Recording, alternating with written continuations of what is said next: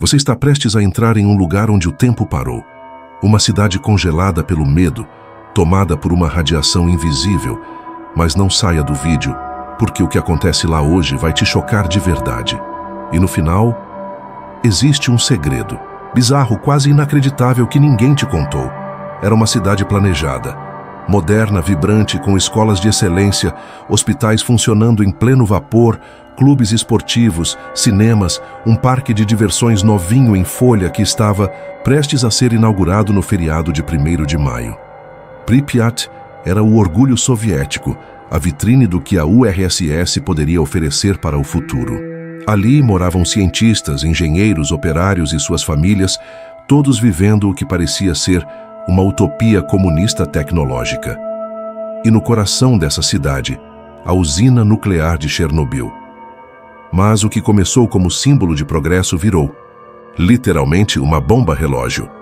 O reator 4 da usina funcionava com um design problemático, o tipo RBMK, um reator de grande potência com moderador de grafite e sem cúpula de contenção, algo que hoje seria impensável.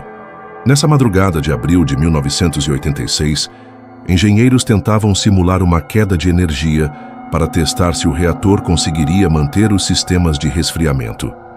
Só que o teste estava sendo conduzido com falhas humanas, pressões políticas, um sistema que ignorava alertas técnicos. Foi uma sequência de erros, uma dança descoordenada entre comandos e sensores, entre a arrogância da ciência e a pressa de um regime que não aceitava falhas.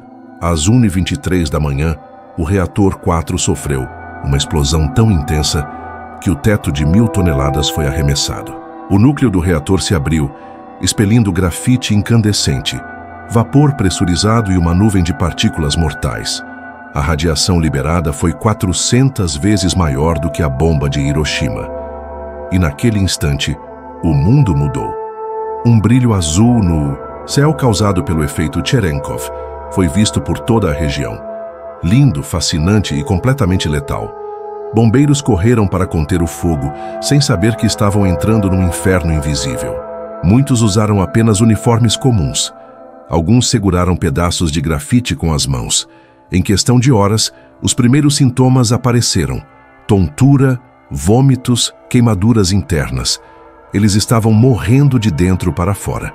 Os relatos contam que suas peles começaram a soltar em pedaços, olhos sangrando, órgãos falhando.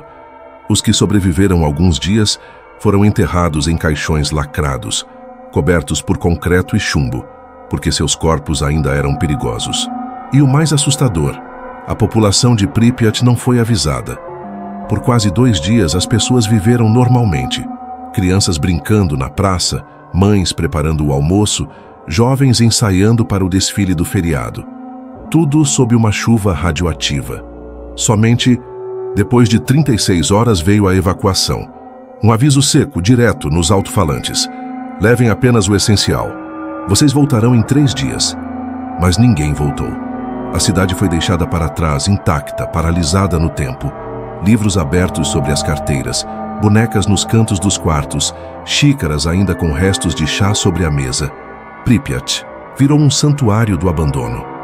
Um cenário de apocalipse congelado. O que ninguém esperava é que, com o tempo, algo surpreendente aconteceria.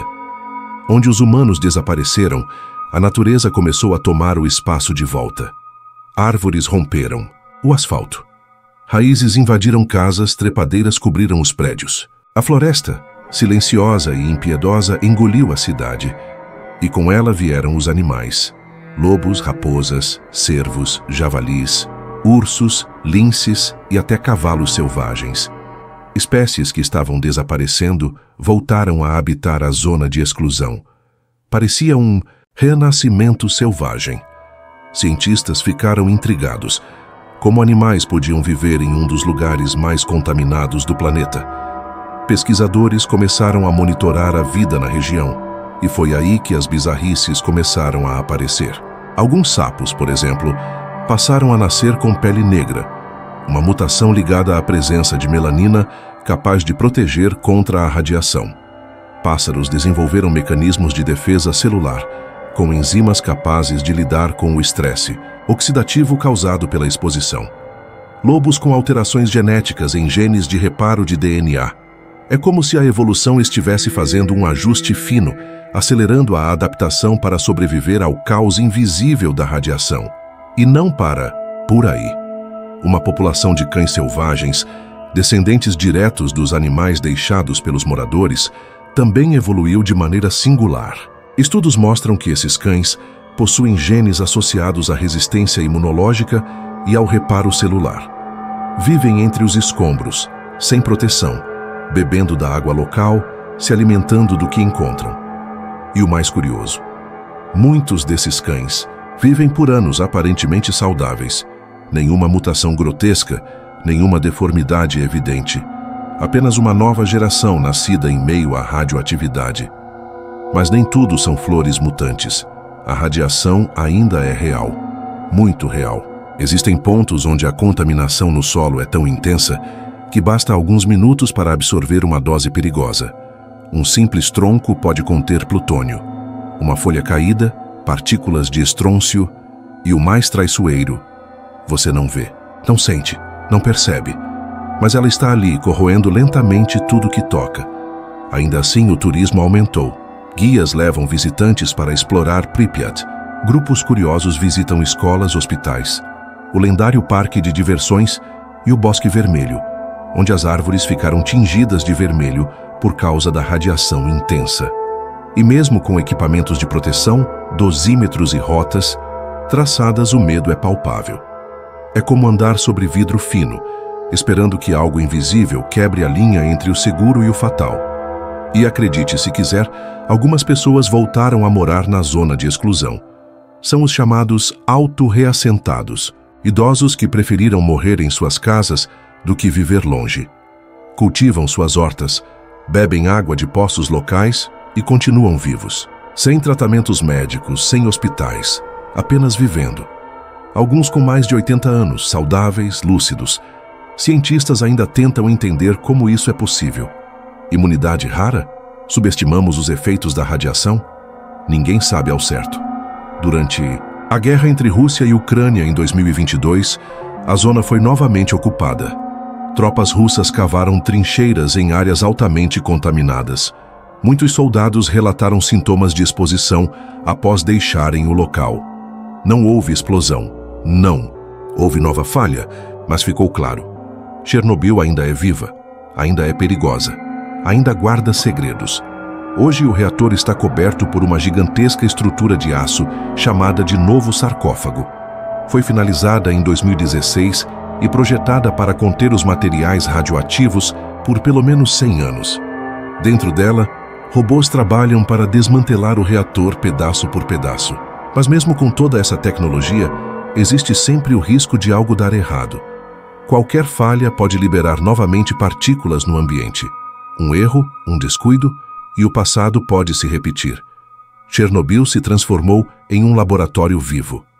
Um território onde a ciência observa, estuda, registra, mas acima de tudo aprende. Aprende que a natureza é mais resiliente do que imaginávamos. Que a vida encontra formas de continuar, mesmo nas condições mais hostis.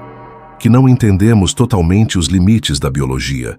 E que talvez ali esteja a chave para responder perguntas que nem sabemos fazer ainda.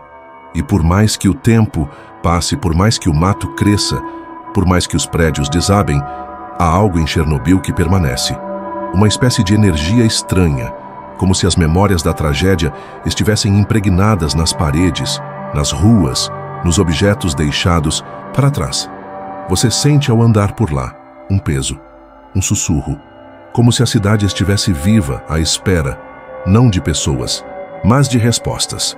Em 2022, uma equipe de cientistas americanos e ucranianos fez uma descoberta que deixou o mundo da genética em alerta. Colônias de fungos pretos que se alimentam de radiação. Exato. Seres vivos que prosperam em um ambiente onde tudo deveria morrer. E mais, esses fungos estão crescendo nas paredes internas do reator. Eles convertem a radiação em energia, como se fossem uma espécie de fotossíntese nuclear. Isso pode mudar tudo. Estudos estão em andamento para Usar esses fungos como proteção para missões espaciais ou até mesmo como remédios futuros contra câncer e outras doenças causadas por radiação. Chernobyl, o maior desastre nuclear da história, pode virar a chave para a próxima revolução médica. E aí, ironia do destino ou mensagem do universo? A cidade fantasma que assombra o mundo há quase 40 anos pode ser o lugar onde a vida encontrou um novo caminho. Incrível, não é mesmo? Se gostou do vídeo, por favor, deixe o seu like e se inscreva no canal para receber mais conteúdos como esses.